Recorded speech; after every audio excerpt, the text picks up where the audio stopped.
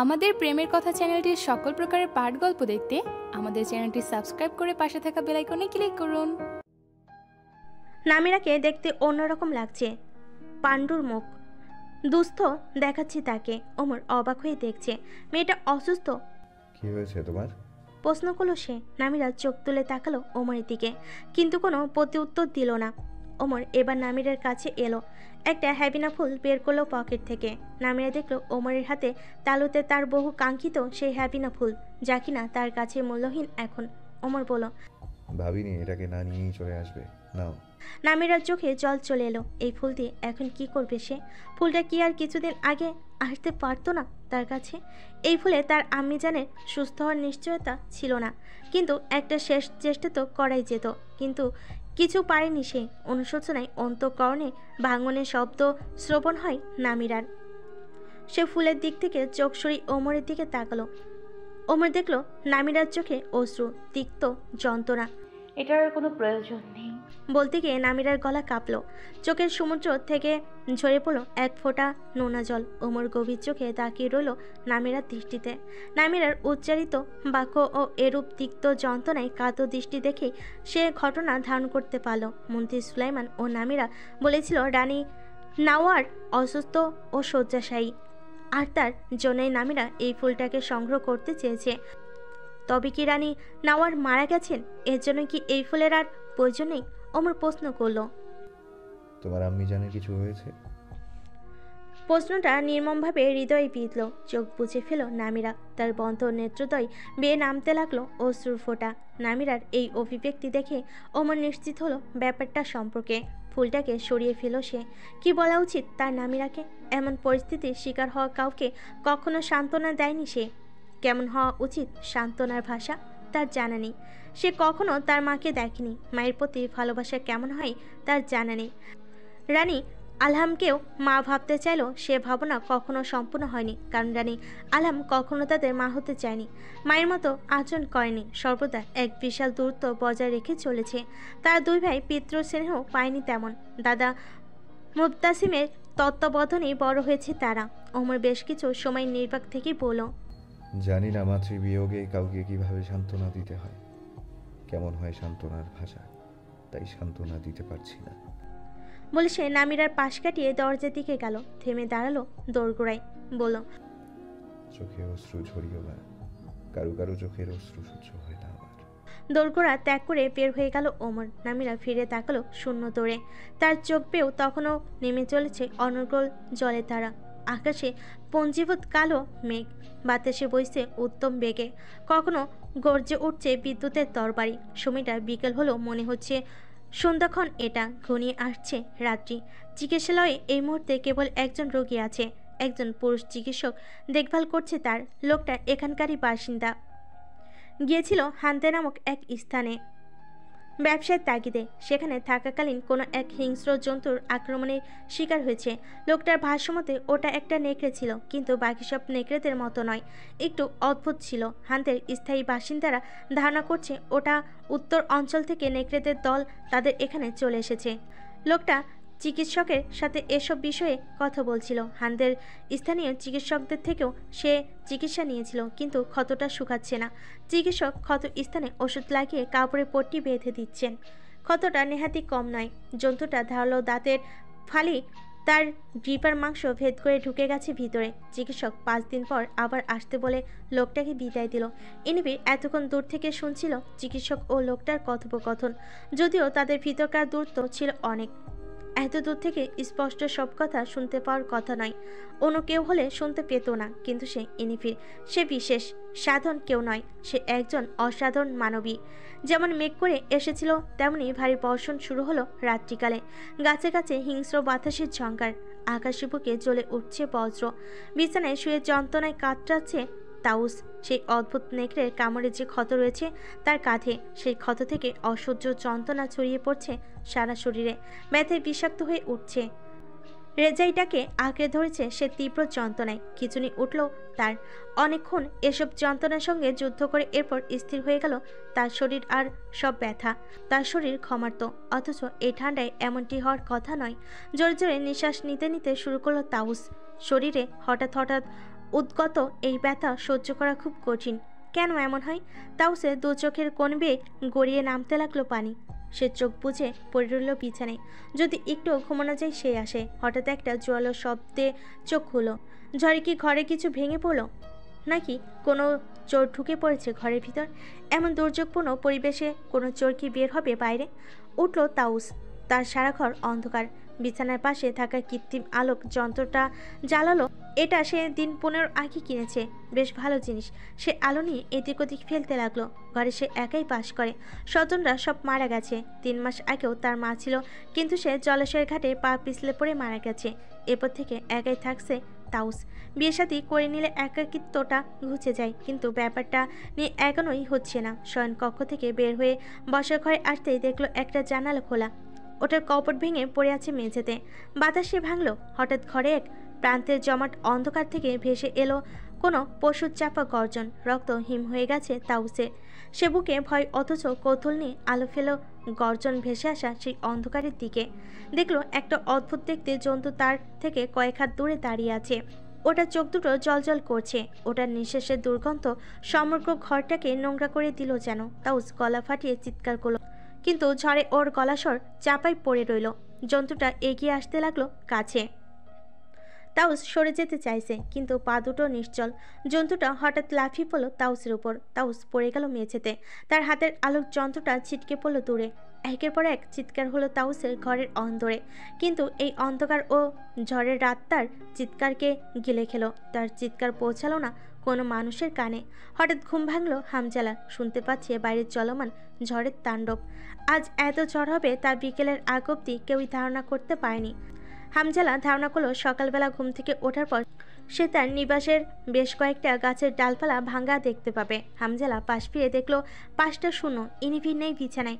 তার কপালে ভাঁজ পড়ল বিস্ময়। ইনিভির কোথায়? উঠে বসলো হামজালা। ঘরে আলো জ্বলছে। সে পুরো কক্ষে চোখ বোলালো, কিন্তু ইনিভির কোথাও নেই। হামজালা শয়ন কক্ষ থেকে বের হলো এবার। নিবাসের ভিতরটা আধারে ছিয়ে আছে। হামজালা শয়ন কক্ষে এসে আলোটা নিল। নিবাস তত্ত্বাবধায়ক ও ভৃত্তারা সবাই ঘুমাচ্ছে। হামজালা ইনিভিকে মৃদু কণ্ঠে ডাকতে ডাকতে পুরো নিবাস ঘুরে ফেল, কিন্তু কোথাও ইনিভিরের চিহ্নটুকু নেই। আশ্চর্য, কোথায় গেল সে? হামজালার দৃষ্টি আটকালো নিবাসের সদর দরজায়। কেন যেন মন বলল ইনিভি বাইরে আছে, কিন্তু এই ঝড়ের রাতে সে বাইরে যাবে কেন? এত রাতে? হামজালা সদর দরজার দিকে এগোলো। দেখলো দরজাটা ভিতর থেকে বন্ধ করা নয়, সম্ভবত বাইরে থেকে কেউ দিয়ে রেখেছেন দরজাটা। গভীর বিস্ময়ে বিহ্বল হয়ে গেল হামজালা। দরজাটা বাইরে থেকে কেন দেওয়া? ইনিভি কি তবে সত্যি বাইরে? বাইরে বৃষ্টি, বাতাস, বজ্রপাত, এর ভিতর কেন বাইরে যাবে ইনিভি? কি প্রয়োজনে? আচমকা হামজালার সামনে দরজাটা খুলে গেল। হামজালার মুখোমুখি দোরগোড়ায় ওর পাশে দাঁড়িয়ে আছে একজন মেয়ে। মেয়েটা সারা শরীর বৃষ্টির জলে ভেজা। হামজালা সবিস্ময়ে দেখছে, কারণ মেয়েটা ইনিভির। ইনিভির ভাবিনি হামজালাকে জাগ্রত দেখতে পাবে এবং এখানে দাঁড়ানো দেখবে। সে অপ্রস্তুত হয়ে গেল। বাইরে বের হয়েছিলেন কেন? হামজালা প্রশ্ন করলো। ইনিভিরের কোলে ভেজা একটা খরগোশ। ইনিভির সেটাকে দেখিয়ে বলল, খরগোশটা বাইরে ঝড়ের ভেতর ছিল, ওভাবে থাকলে মারা যেতে পারতো, তাই এটাকে আনতে গিয়েছিলাম। হামজালা খরগোশটাকে আগে খেয়াল করেনি, এবার দেখলো। বিরক্ত হয়ে বলল, আপনি কি পাগল? এই ঝড়ের ভিতর বাইরে গিয়েছিলেন এই খরগোশ আনার জন্য? বজ্রপাত হচ্ছে, খরগোশের জায়গায় আপনিও তো মারা যেতে পারতেন। মরিনি তো। আমার মনে হয় না এটা নিয়ে আর কথা বাড়ানোর কিছু আছে। ভিতরে ঢুকতে দিন আমাকে। ইনিভির ভেতরে ঢুকলো। এই শীতের ভিতর ভেজা অবস্থায় থেকেও ইনিভির যেন ঠান্ডা অনুভব করছে না, অথচ এতক্ষণে ঠান্ডায় তার কাঁপুনি ওঠার কথা। হামজালার দৃষ্টি পড়ল হঠাৎ ইনিভিরের হাতের দিকে। ইনিভিরের হাতে একটা কাটা দাগ। দাঁড়ান। হামজালা বলল। হামজালা ইনিভিরের হাত ধরল। চমকে গেল সে। ইনিভিরের হাতটা গরম, কিন্তু হাতটা ঠান্ডা থাকাই বুঝি উচিত ছিল। হামজালা বলল, হাত কাটলো কিভাবে? ইনিভির হক চুকিয়ে গেল। সত্য কথাটা তো একদমই বলা যাবে না। কি করে বলবে? কারো ঘরের জানালা ভাঙতে গিয়ে হাতে ক্ষত সৃষ্টি হয়েছে, সে বলল। চিকিৎসালয়ে থাকাকালীন কেটেছে, একজনের হাতের কাপড়ের পট্টি কাটার সময়। মিথ্যে। ইনিভি শিউরে উঠল। বলতে কি চাইছে হামজালা? চিকিৎসালয়ে থাকার সময় আপনার হাত কাটেনি, কারণ যখন আমরা রাতের খাবার খাচ্ছিলাম তখন আমি আপনার হাত দেখেছি, কোনো ক্ষত ছিল না। ইনিভি কিছুটা অপ্রস্তুত হয়ে গেল। এবার কি জবাব দেবে সে? অপ্রস্তুত হলেও উত্তর তৈরি করতে খুব বেশি সময় লাগলো না ইনিফিরের। সে প্রতি উত্তরে বলল, হ্যাঁ, মিথ্যা বলেছি। আসলে খরগোশটাকে আনতে গিয়ে গাছ থেকে ভেঙে পড়া একটা ডালে হাত কেটেছে। আপনি জেনে রাগ করবেন, এই জন্যই মিথ্যা বলা। আমি ক্ষমা প্রার্থী, ক্ষমা করুন প্রিয় স্বামী। কথার সমাপ্তি দিতে হামজালাকে অমন সম্বোধন করলো নিছকই হামজালার মন ভোলাতে। হামজালার মন অবশ্য তাতে তুষ্ট হলো না। সে গম্ভীর গলায় বলল, আর কখনো মিথ্যা বলবেন না, মিথ্যা আমি সহ্য করতে পারি না। আর কখনো পাগলামিও করবেন না ঝড়ের রাতে বাইরে বের হয়ে। আচ্ছা, যেমনটা আপনি বলবেন। আপনি এখন আমার স্বামী, আপনাকে আমি ভীষণ সম্মান দেব, আপনার কথা রাখবো, আপনাকে সর্বোচ্চটা উজাড় করেই ভালোবাসবো। হামজালা হাসার চেষ্টা করলো, এরপর বলল, দ্রুত পোশাক পাল্টে নিন, অসুখ করতে পারে। বলে সে শয়ন কক্ষের দিকে পা বাড়ালো। ইনিফির হামজালার চলতি পথে তীক্ষ্ণ ক্রোধে তাকিয়ে থেকে মনে মনে বলল, মিথ্যা পছন্দ করো না, অথচ তোমার ভিত মিথ্যা দিয়েই গঠিত। তবে চিন্তা নেই, আমি ইনভির এসে গেছি। তোমায় তোমাদের সবাইকে ধ্বংস করে পরিশুদ্ধ করব আমি। ইনিফির খরগোশটার গায়ে হাত বুলাতে বুলাতে বলল, তুমি প্রাতরাশের জন্য ভালো খাদ্য হবে। গত দিনের ঝড়ে অনেক ক্ষয়ক্ষতি হয়েছে রাজ্যে। অনেক গাছপালা ভেঙেছে, কারো কারোর ঘর ভেঙেছে, ফসলি জমির ক্ষতি হয়েছে। জানা গেছে দুর্যোগে 3 জন মানুষও মারা গেছে। ক্ষতিগ্রস্ত মানুষদের মাঝে সাহায্য প্রদান করা হবে রাজ পরিবারের তরফ থেকে। এই কাজের ভার দেওয়া হলো 2 রাজকুমারকে।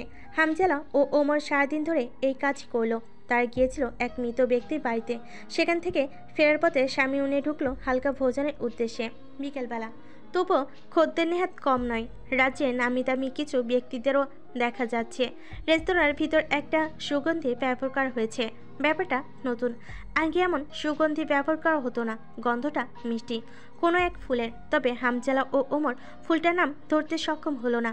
কর্মচারী মিষ্টি হাসি ও অভ্যর্থনা অতিক্রম করে আরও অন্তরে আসতে উপস্থিত খদ্দেরেরা তাদের সম্মান জানালো দাঁড়িয়ে গিয়ে। হামজালা সবাইকে বসতে বলে তার পছন্দের টেবিলটার দিকে এগোলো।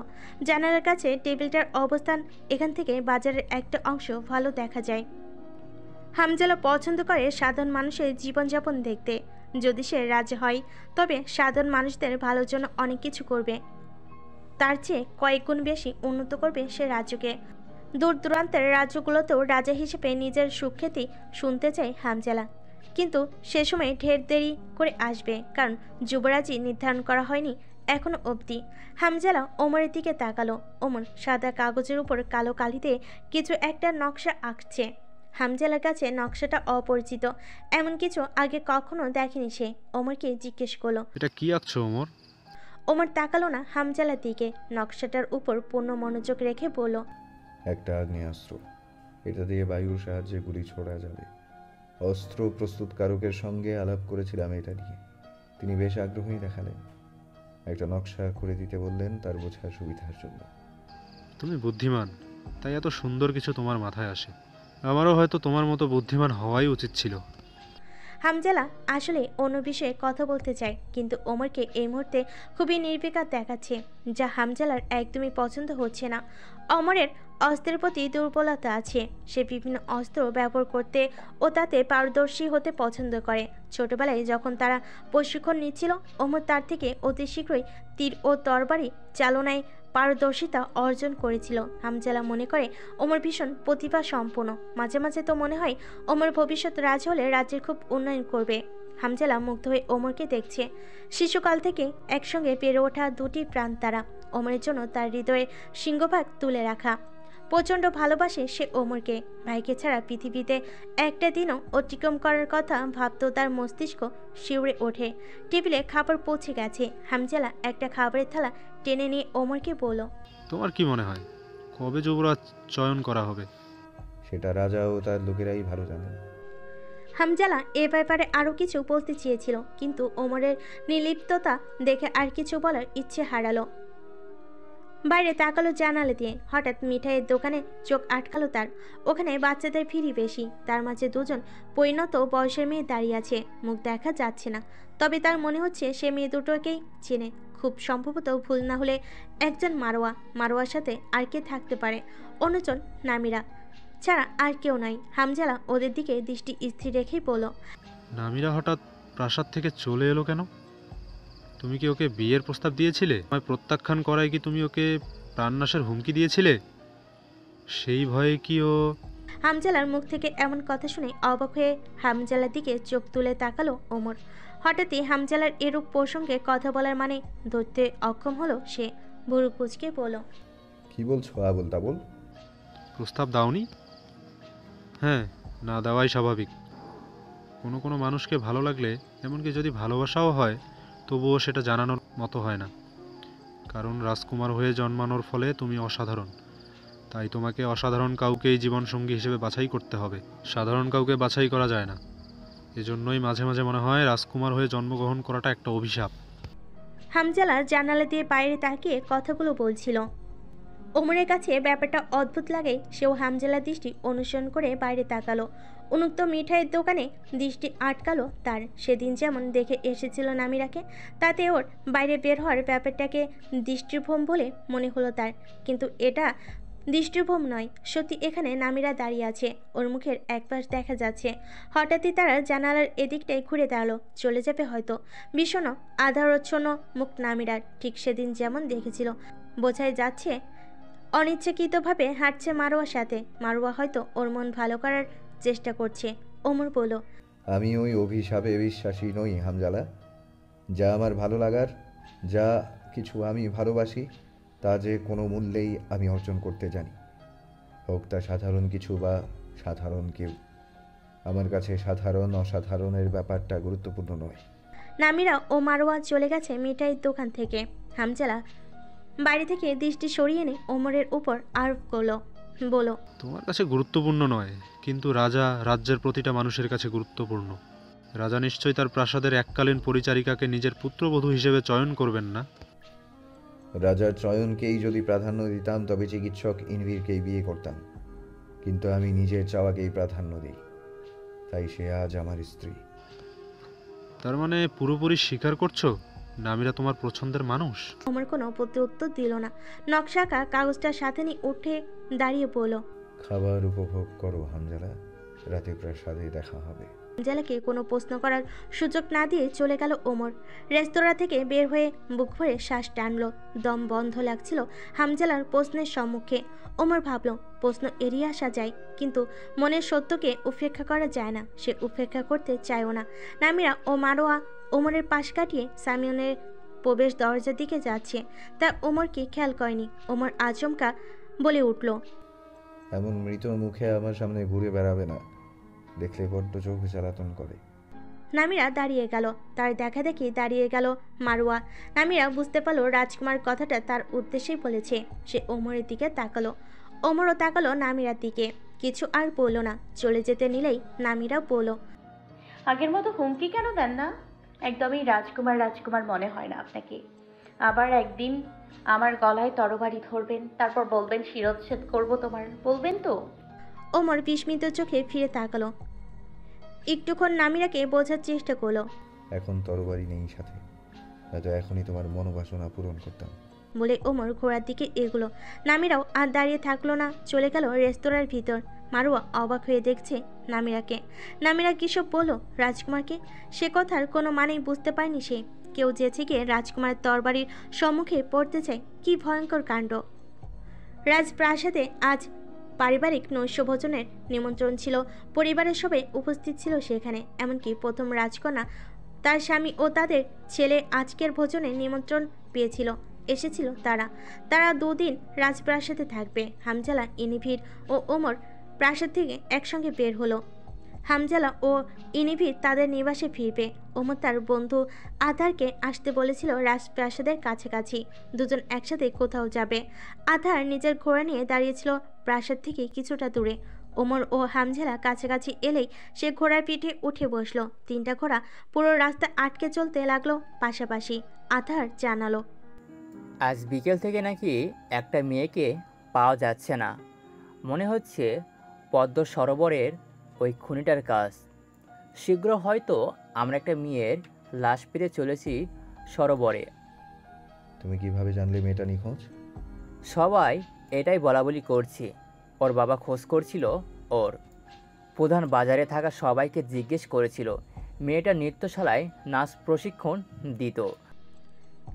ইনিফির হামজালার পিছনে বসে আছে।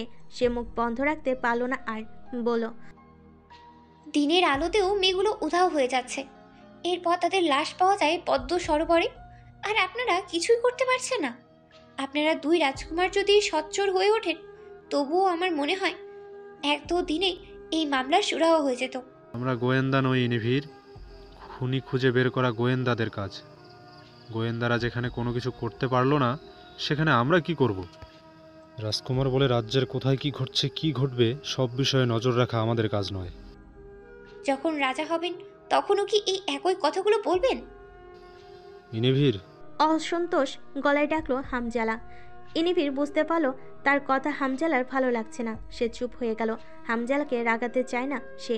ওমর বলল, গোয়েন্দারা এখনও কেন খুনি সম্পর্কে কোনো সূত্র পাচ্ছে না? কম দিন ধরেই ঘটনা ঘটছে না। আলতান থাকতেও ঘটনার কোনো কুলকিনারা হচ্ছে না। খুনি কি এতই চতুর? ব্যাপারটা অদ্ভুত হামজালা। কি ভাবছো তুমি? মনে হচ্ছে পরিচিত কেউ, আশেপাশেরই কোনো ব্যক্তি এটার সঙ্গে জড়িত। এজন্যই গোয়েন্দারা কাউকে চিহ্নিত করতে পারছে না। প্রকৃত অপরাধীর প্রতি তাদের সন্দেহ কাজ করছে না, কিন্তু এমন কাজ একজন সুস্থ মস্তিষ্কের মানুষের পক্ষে কি করা সম্ভব? ইনিফির মন্তব্য করার জন্য একটা মনের মতো সুযোগ পেল এবং সুযোগটা হাতছাড়া হওয়ার আগেই বলল, এমনভাবেই কথাগুলো বললেন দ্বিতীয় রাজকুমার। মনে হলো পদ্ম সরোবরের খুনিটা বোধহয় আপনি। আপনি তো আমার পরিচিত, আমার আশেপাশের ব্যক্তি। আমি কি আপনাকে সন্দেহ করতে পারি? আপনি কিছু মনে করবেন? রাজকুমারকে সন্দেহ করার দুঃসাহস না দেখানোই ভালো। দেখালেই কি হবে? ভুল সন্দেহে মৃত্যু পর্যন্ত ঘটতে পারে। ইনিফির আতকে ওঠার ভান করে হেসে ফেল। সে মজা করে কথাগুলো বলেছে এমনটার প্রমাণ করতে চাইল। এরপর হামজালাকে বলল, আপনাকে সন্দেহ করতে পারি রাজকুমার? হামজালার এই মুহূর্তে এসব কথাবার্তা একদমই পছন্দ হচ্ছে না। এই ব্যাপারগুলো নিয়ে মজা করা কি ঠিক? ইনিফের মতো বিচক্ষণ মেয়ের থেকে সে এমন মজা আশাও করেনি এই মুহূর্তে। সে জবাব দিল না। কে বা কারা করতে পারে এই কাজ সে সম্বন্ধে ভাবতে লাগলো। ওমর বলল, এ কাজ যদি চলতেই থাকে এবং কোনো সুরাহা না হয়, তবে বহির্বিশ্বে সাহাইয়ের নাম খারাপ হবে। আলতানের সাথে কথা বলো তোমরা দুজন। ওর কোনো ব্যাপারে সাহায্য লাগলে ওকে সাহায্য করবে। আলতানের নাম নেওয়াতে খুব বেশি হাসি পেল ইনিফিরের। আর কেউ না জানলেও সে খুব ভালো করে জানে আলতান কখনোই এই মামলার সুরাহা করতে পারবে না। অল্পক্ষণের ভিতরেই ওমর আধার থেকে পথ ভিন্ন হলো হামজালার। তার নিবাসের পথে এগুচ্ছে। নিবাসে যেতে ইচ্ছে করছে না ইনিফিরে। তাকে অন্য কোথাও যেতে হবে, কিন্তু চাইলেই সে এখন ঘোড়া থেকে নেমে পড়তে পারবে না। এখন তো ইচ্ছে স্বাধীন মতো কিছু করার জন্যই প্রশ্ন করার লোক হয়েছে। একের পর এক প্রশ্ন জুড়ে দেবে, আর একের পর এক মিথ্যা উত্তর বুকে যেতে হবে তার। বিরক্তিকর এসব মনে করে তার ইচ্ছে হলো ঘোড়া থেকে ঠেলে ফেলে দিতে হামজালাকে, কিন্তু সে ভদ্র মেয়ের মতো বসে রইল। আশেপাশের অন্ধকারে চোখ বুলাতে লাগলো কোনো জলজল করা পশুর চোখ দেখতে পাওয়ার আশায়। আর সেই বিশেষ পশু হলো নেকড়ে, কিন্তু তেমন কোনো চোখ দেখা গেল না অন্ধকারে। হয়তো উত্তর অঞ্চল পথ হলে দেখা যেত। কবে যে এখানকার পথও ওই জলজল করা চোখগুলো দেখা যাবে। ইনিফিরের মনে খুব আক্ষেপ। গভীর রাত, চারপাশ কি অদ্ভুত শুনশান। গাছের একটা পাতা পড়লো যেন তার শব্দ শোনা যাবে। ইনিফির একবার ঘুরে তাকলো হামজালার নিবাসের দিকে। নিবাসে সবাই এখন গভীর ঘুমে আচ্ছন্ন। সে চলতে শুরু করলো পথ ধরে। একসময় পথ থেকে ঢুকে পড়লো বনের ভিতর। যেতে যেতে চলে গেল বনের অনেক গভীরে। এত অন্ধকার, তবু তার চলতে কোনো সমস্যা হচ্ছে না। সে হঠাৎ থেমে গেল। অনতি দূরেই বনের ভিতর একটা ঘর দেখা যাচ্ছে। ওখানে সে যাবে। সে চলতে শুরু করলো। পুরো ঘরটার চারপাশে ঘুরল সে। পায়ের নিচে কাদা। গতদিনে ঝড়ে সৃষ্ট কাদার এখনো একই রূপ। ঘরে কোনো জানালা খোলা নেই। একটা ছোট ছিদ্র দিয়ে ইনিফির উকি দিল ভিতরে। দেখতে পেল একটা মেয়ে শুয়ে আছে গদিহীন বিছানায়। মেয়েটার হাত মুখ বাঁধা। ইনিফিরের মায়া হলো। আজ আগামীকাল কিংবা পরশু এই মেয়েটার হৃৎপিণ্ড তুলে ফেলবে একটা লোক। কি বিভৎস ব্যাপার! ইনিফির এই মেয়েটাকে তার আগেই মুক্তি দিতে চায়। দরজার কাছে চলে এলো সে। হাত রাখলো দরজার গায়ে। এই দরজা ভাঙতে কি তার খুব বেশি বেগ পেতে হবে? ভোরের আবছালো সবে ফুটতে শুরু করেছে। আজ কুয়াশার স্তরটা সামান্য হালকা। সমগ্র জগৎটাকে নিস্তব্ধ নগরী মনে হচ্ছে। মাটির সংকীর্ণ পথ ধরে এগিয়ে যাচ্ছে লোকটা। তার পদধ্বনি এই বিস্তর নিস্তব্ধ প্রকৃতিতে বিস্তার আওয়াজ তুলছে। যেতে যেতে সে ঢুকে পড়ল মাথা উঁচু করে দাঁড়িয়ে থাকা বিশাল বিশাল বৃক্ষের আড়ালে। কুয়াশার মাঝে গাছগুলোকে দেখে হঠাৎ ভয়ানক কিছু বলে ভ্রম হওয়াও স্বাভাবিক। এখানে কোনো পাখির কলতান নেই, নেই কোনো প্রাণীর আওয়াজও। মানুষের পদচিহ্ন এখানে দেখা যায় না, যদিও বা দেখা যায় তবুও বনের গভীর প্রান্ত পর্যন্ত সেই পদচিহ্নের প্রবেশ ঘটে না। জনসমাগমের থেকে বহুদূরে এই বনকেই হয়তো তার সে নিজের বিশেষ বাড়ি বানানোর জন্য পছন্দ করেছে। দীর্ঘ পথ অতিক্রম করে লোকটা তার ঘর অবধি পৌঁছালো। তীব্রলয়ে হৃৎপিণ্ডে ঝংকার উঠল। তার ঘরের একমাত্র দরজাটা খোলা। খোলা বলা ভুল, বলা উচিত ভাঙ্গা। দৌড়ে ভিতরে প্রবেশ করলো সে। নাকে কেমন অদ্ভুত গন্ধ এলো। অন্ধকার ঘর, দেখতে পাচ্ছে না কিছু। সে ঘরে আলো জ্বালালো। প্রথমে চোখ দিল গদিহীন বিছানায়, কেউ নেই। ধীরে ধীরে চোখ নেমে এলো ঘরের মেঝেতে। মেঝেতে রক্তের জমে যাওয়া স্রোত, তার মাঝে পড়ে আছে হাড়গোড়, ছিন্নভিন্ন কয়েক টুকরো মাংসের খণ্ড। কিছু পতঙ্গ উঠছে সেগুলোকে ঘিরে। বিস্ময়ে বাঘ হারিয়ে ফেলেছে লোকটা। কি ঘটেছিল এখানে? এই হাড় ও মাংস কি এখানে বন্দি থাকা মেয়েটার? ক্রোধে মাথা এলোমেলো হয়ে এলো তার। আক্রোশে চিৎকার করে লাথি মারল বিছানায়। চারপায়া জড় বস্তুটা ঘরের বেড়ার সাথে গিয়ে ধাক্কা খেলো। সহজে অনুমেয় কাজটা কোনো হিংস্র জন্তুর, কিন্তু সে দীর্ঘদিন যাবৎ এই জায়গাটায় যাতায়াত করছে। এমন কোনো হিংস্র কিছু তো তার চোখে পড়েনি কখনো। থেকে থাকলেও সেই জন্তু দরজা ভেঙে তার ঘরে ঢুকে মেয়েটাকে ভক্ষণ করে চলে যাবে, এটা কল্পনা করাও দুষ্কর ছিল। কি জন্তু হতে পারে এটা? সে বের হয়ে এলো বাইরে। নরম কাঁধে জন্তুটার পায়ের ছাপ বসে গেছে। ছাপটা বড় আকৃতির, দেখতে অন্যরকম। এমন অদ্ভুত পায়ের ছাপ কিসের হতে পারে? এই বনে তো অন্য কোনো প্রাণীর হদিস কখনো মেলেনি। চিন্তায় মাথার ভেতরটা কেমন যন্ত্রণাপূর্ণ হয়ে আসছে তার কাছে এত বড় এক বাধা পড়ল। মেয়েটাকে গত রাতে এখানে রাখাটাই ঠিক হয়নি। সে গত রাতে মেয়েটার হৃৎপিণ্ড নিতে চেয়েছিল, কিন্তু বিধ্বস্ত এক অনুচর এসে জানালো তার ভাই এসেছে নিবাসে। গুরুত্বপূর্ণ কিছু বলবে, তাই তৎক্ষণিকই তার সামনে উপস্থিত হওয়ার নির্দেশ রয়েছে। অগত্যা কাজটা অসম্পূর্ণ রেখে তাকে যেতে হয়, কিন্তু ভুল করেছে। ভাই নিবাস থেকে যাওয়ার পর তার উচিত ছিল মেয়েটাকে এখান থেকে নিয়ে তার নিবাসে পাতালে বন্দি করা। এখন একটা হৃৎপিণ্ড উৎসর্গের কাজ পিছিয়ে গেল। কাকে করবে এবার পরবর্তী নিশানা? কিছু তো ঠিক করা হয়নি এখনো। তার চোখে বারবার নামিরার চেহারাটা ভেসে উঠছে, কিন্তু নামিরার হৃৎপিণ্ড তো সে এত তাড়াতাড়ি নেওয়ার পরিকল্পনা করেনি। এই মেয়েই প্রথম পদ্ম সরোবরে তার ফেলা লাশ দেখতে পেয়েছিল, তাই মেয়েটা তার কাছে বিশেষ। ভেবেছিল সর্বশেষে সে নামিরার হৃৎপিণ্ড উৎসর্গ করবে, কিন্তু যেহেতু হঠাৎ এমন দুর্ঘটনা ঘটল, কাজে নামিরাকে যদি পরবর্তী নিশানা করে সেটাও তাৎপর্যপূর্ণ হবে। লোকটার ঠোঁটের কোণে কদর্যপূর্ণ হাসি। নিখোঁজ হওয়া মেয়েটাকে খুঁজে বেড়াচ্ছে গোয়েন্দারা। স্থানীয় জায়গা অনুসন্ধান করে দূরের জায়গাগুলোতে লোক পাঠানো হয়েছে। কেবল গোয়েন্দাদেরই লোকই নয়, ওমর নিজের অনুচরদেরও এই কাজের দায়িত্ব দিয়েছে। প্রতিটা বাড়িতে বাড়িতে গিয়েও মানুষজনকে জিজ্ঞাসাবাদ করা হয়েছে, কিন্তু কেউ কিছু বলতে পারেনি সেই সম্পর্কে। কোথাও মেয়েটার কোনো চিহ্ন নেই। আলী ও মারোয়া নামিরাকে নিয়ে ঘুরতে গিয়েছিল একটা অপূর্ব ঝর্ণার নিকট, কিছুটা দূরবর্তী রাজধানী থেকে। সকালে গিয়েছিল তারা, ফিরতে ফিরতে সন্ধ্যা হয়ে গেল। ফেরার পথে হঠাৎ তাদের ক্যারেজ থামালো কয়েকজন ব্যক্তি। প্রথমটাই ঘাবড়ে গেল তারা। আলী চিনতে পারল একজনকে। লোকটা একজন গোয়েন্দা। আলী জিজ্ঞেস করলো, কি হয়েছে মাননীয় গোয়েন্দা? আমরা কি চোর ডাকাত? মাঝপথে কেরিজ থামালেন কেন? আপনাদের কার্যালয়ে নিয়ে যাবেন নাকি? গোয়েন্দা লোকটা তীক্ষ্ণ চোখে একবার তাকালো ক্যারেজের ভিতরে নামিরা ও মারোয়ার দিকে। আসলে কি তীক্ষ্ণ চোখ, নাকি গোয়েন্দাদের চোখ এমনই হয়? নামিরা অন্যদিকে চোখ সরিয়ে নিল। লোকটা আলীকে বলল, একটা মেয়ে নিখোঁজ হয়েছে, শুনছেন নিশ্চয়? ওই মেয়েরই খোঁজ করছি, তাই কিছু মনে করবেন না মন্ত্রীর পুত্র আলী। আমার ক্যারেজেও দুটো মেয়ে মানুষ আছে, ভালো করে দেখে বলুন আমি অপহরণকারী কিনা। আপনাকে সন্দেহ করছি না আলী, শুধু জিজ্ঞাসা করতে চাইছি মেয়েটার সম্পর্কে। আপনারা কোথায় গিয়েছেন? মেয়েরই ঝর্ণা দেখতে গিয়েছিলাম। আসা যাওয়ার পথে কিংবা ওখানে কি এই মেয়েটাকে দেখেছেন? লোকটা আলীর সামনে একটা কাগজের টুকরো ধরল। রংতুলিতে আঁকে একটা মেয়ের মুখ। এই মেয়েটি নিখোঁজ হয়েছে। আলী এক নজর চিত্রটা দেখে নিয়ে বলল, মেয়েটা একা একা উধাও হয়নি। সবাই তো এমনটাই ধারণা করছে যে পদ্ম সরোবরের খনিটা ওকে অপহরণ করেছে। তো কেউ অপহরণ করে কি মেয়েটাকে নিয়ে খোলা আকাশের নিচে ঘুরে বেড়াবে? আপনারা বোকা নাকি? আলীর শেষ কথাটা হজম করতে কষ্ট হলো লোকটার। নামিরা লোকটার মুখে অসন্তোষের ছায়াটা লক্ষ্য করেই বুঝতে পারল সেটা। গোয়েন্দারা সাধারণত তীক্ষ্ণ বুদ্ধি সম্পন্ন হয়ে থাকে, কারো মুখ থেকে বোকা উপাধি তাদের সহ্য হওয়ার কথাও নয়। লোকটা এবার কণ্ঠে কোনো সৌহার্দ্য না রেখে গম্ভীর গলায় বলল, আসলে কেন আপনাদের থামিয়েছে জানেন? কারণ আপনারা দূরের পথ ভ্রমণ করতে এসেছেন, আর কোনো অপরাধ সংঘটিত হওয়ার পর যারা সেই স্থান ত্যাগ করে, সন্দেহের তীরটা তাদের দিকেই আগে যায়। এর মানে হলো, মেয়েটাকে আপনারা তিনজন মিলে দূরে কোথাও গিয়ে রেখে আসেননি, এর কোনো নিশ্চয়তা নেই।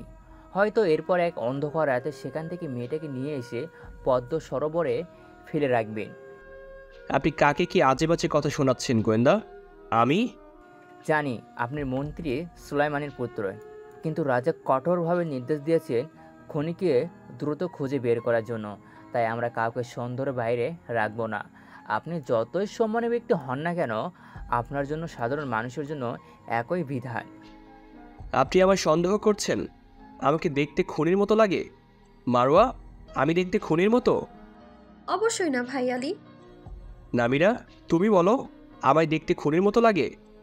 নামিরাও বিরক্ত বোধ করছে। এখানে তাদেরকে আটকে এসব বলা একেবারেই যুক্তিহীন।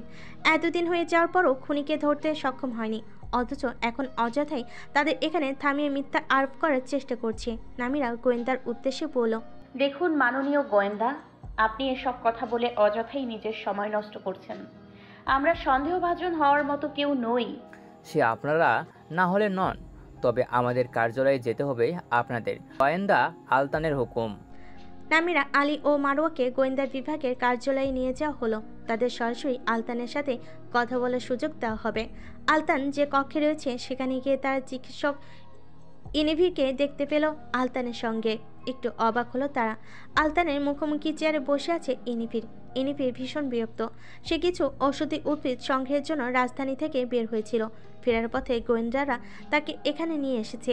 এত দুঃসাহস কোথায় পায় এরা বুঝতে পারছে না। সে ইনিভির বলল, প্রথম রাজকুমারের স্ত্রীকে এখানে নিয়ে এসেছেন, যে কিনা আবার ভবিষ্যৎ রানী। আপনার দুঃসাহস অনেক। আমি বিমোহিত হলাম গোয়েন্দা আলতান। বিধান সবার জন্যই এক, তাতে আপনি রাজকুমারের স্ত্রী বা ভবিষ্যৎ রানী হলেও কিছু না, একজন গরিব কৃষকের স্ত্রী হলেও কিছু না। এতদিন কোথায় ছিল আপনাদের বিধান? এতই যদি বিধান থেকে থাকে, তবে কেন এতদিন হয়ে যাওয়া সত্ত্বেও খুনি ধরা পড়েনি? আজ হঠাৎ খুব দায়িত্বশীল গোয়েন্দার আচরণ করে কি এমন উদ্ধার করে ফেলবেন আপনারা? আমার জায়গায় এসে আমার সাথে এমনভাবে কথা বলবেন না চিকিৎসক ইনিভির। কি করবেন? পদ্ম সরোবরে ভেসে থাকার শাস্তি দিবেন নাকি? ইনিভির বিদ্রুপ করে হাসলো। আলী, নামিরা ও মারোয়া দরজার কাছে দাঁড়িয়ে আছে। তাদের উপস্থিতি আলতান অথবা ইনিভির টের পায়নি। আলী ফিসফিস করে বলল, আমরা কি এখানেই দাঁড়িয়ে থাকবো? আলী নিজেও জানে না সে ফিসফিস করে কেন কথা বলল। নামিরাও নিচু গলায় বলল, আর একটু অপেক্ষা করুন, তাদের মাঝে যাওয়া ঠিক হবে না। ইনভি চোখ শুরু করে আলতানকে দেখতে দেখতে বলল, আপনাকে এত চিন্তিত দেখাচ্ছে কেন গোয়েন্দা আলতান?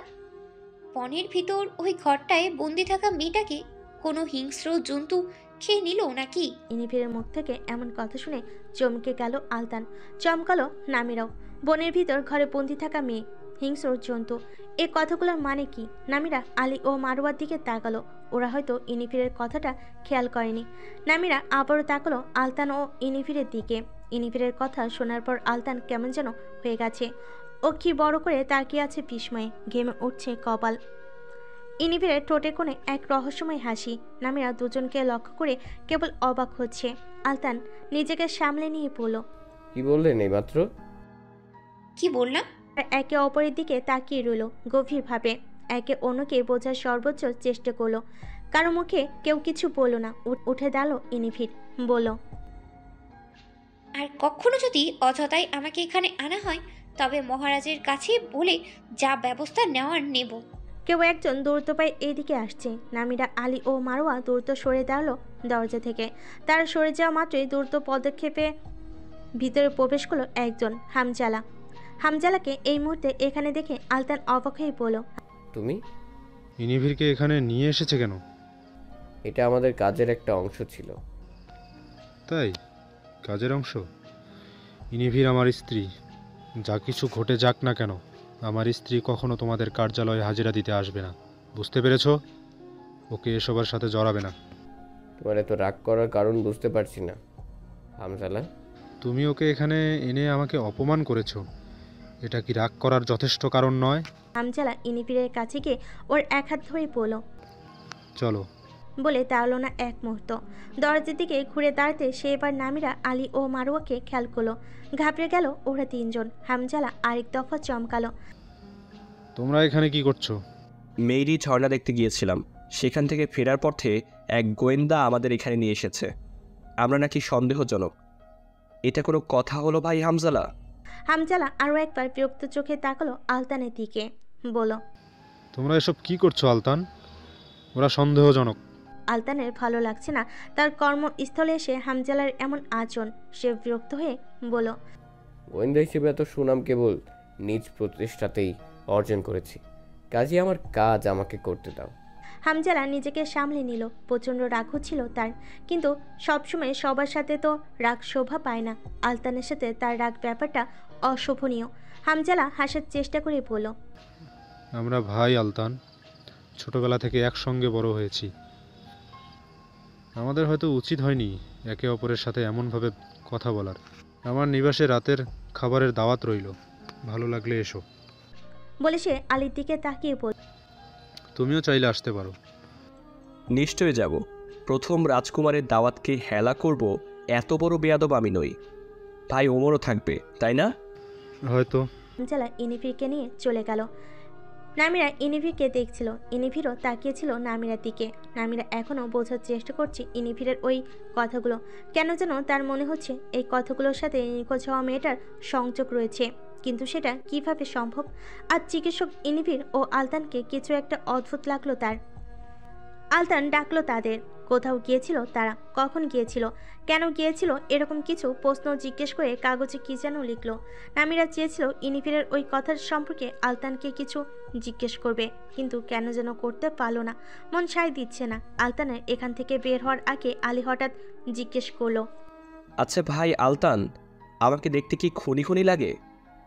লাগে না, মুখ দেখে বোঝা যায় না কে কেমন। সুন্দর আলাভোলা চেহারা দিয়ে অপরাধীরা আমাদের আশপাশে ঘুরে বেড়ায়, আমাদের খুব কাছাকাছি আসে, আমরা তাদের চিনতে পারি না, ধরতে পারি না। আরেকটা প্রশ্ন করব? করো। গোয়েন্দার এমন ভারী ভারী কথা কোত্থেকে শেখে?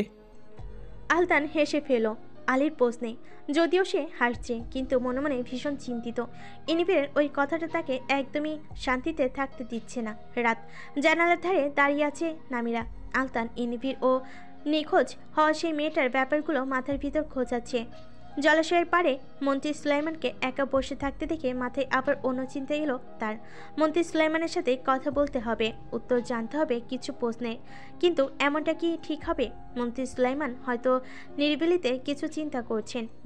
বিরক্ত করা ঠিক হবে না বলেই তার ধারণা, কিন্তু কথাগুলো তো জানতে হবে। নামিরা কক্ষ থেকে বের হয়ে গেল, চলে এলো নিবাসের পিছনে জলাশয়ের কাছে। মন্ত্রী সুলাইমান নামিরাকে দেখে বলেন, কিছু বলবে?